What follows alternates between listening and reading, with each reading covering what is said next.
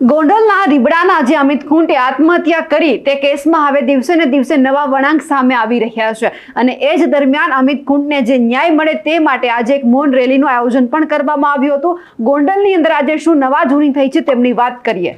નમસ્કાર, નિર્ભય ન્યૂઝ સાથે હું છું રિદ્ધિ।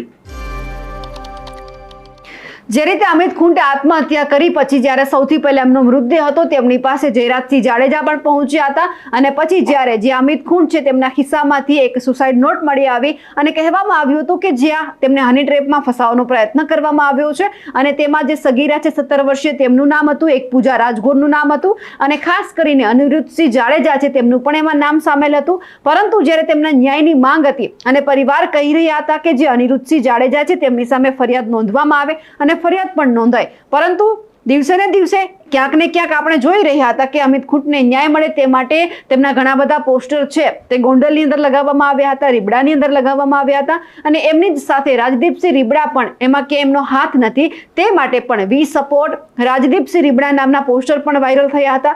પરંતુ આજે જ્યારે મૌન રેલીનું આયોજન ગોંડલની અંદર કરવામાં આવ્યું હતું ત્યારે ખાસ કરીને આ મૌન રેલીની અંદર ગણેશ ગોંડલ પણ હાજર રહ્યા હતા। સૌથી પહેલા તો જે આ અમિત ખૂંટ છે તેમને ન્યાય મળે તે માટે એક રક્તદાન કેમ્પનું પણ આયોજન કરવામાં આવ્યું હતું અને એ પછી ગોંડલ શહેરમાં જે રીતે કહેવામાં આવ્યું હતું કે જે ઘણા બધા વિસ્તાર નક્કી કરવામાં આવ્યા હતા એ જ વિસ્તારની અંદર જે મૌન રેલીનું છે તે પણ આયોજન કરવામાં આવ્યું હતું। હવે આ મૌન રેલીમાં કોણ કોણ હાજર છે તે પણ જોઈ લઈએ।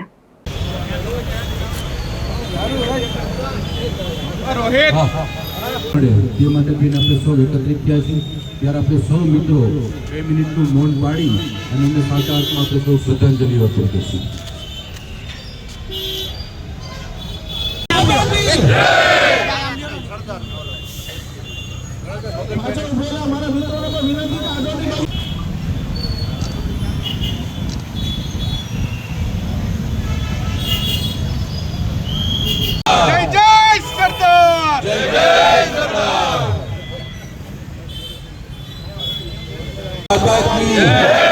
जय सरदार, जय सरदार, भारत माता की जय।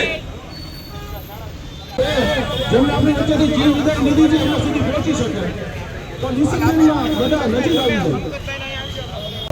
ભારત માતા કી જય, ભારત માતા કી જય, વંદે માતરમ, વંદે માતરમ, જય જય સરદાર, જય જય સરદાર।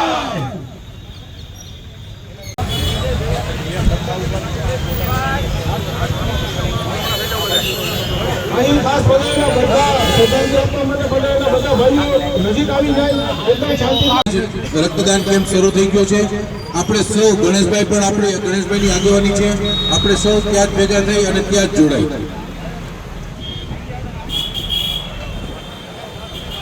બધા જ મિત્રોને જેલચોક પટેલવાડી આવવા અમારી નમ્ર વિનંતી છે।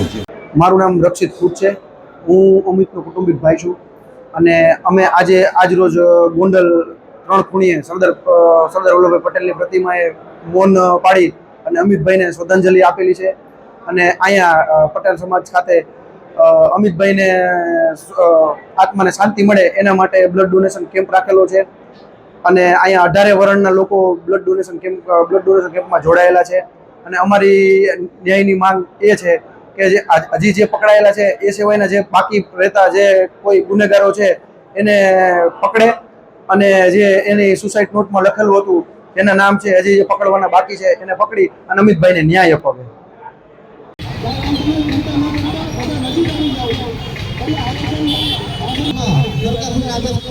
તો જે યુદ્ધની પરિસ્થિતિ છે અને વરસાદી વાતાવરણ છે આપણે રેલી નથી રાખી છે તો આપણે સૌ અહીંયા મૌન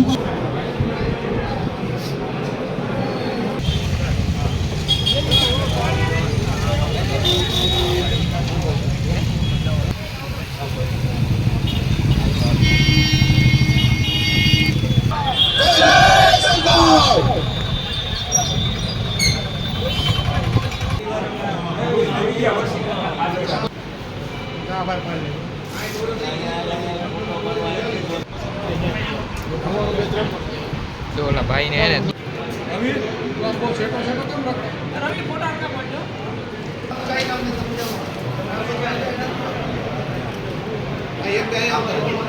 અમારા અહેવાલને લઈને આપનું શું કહેવું છે કમેન્ટ કરીને ચોક્કસથી જણાવજો. સાથે જ અમારી નિર્ભય ન્યૂઝ ચેનલને લાઇક, શેર અને સબસ્ક્રાઇબ કરવાનું ભૂલશો નહીં. નમસ્કાર.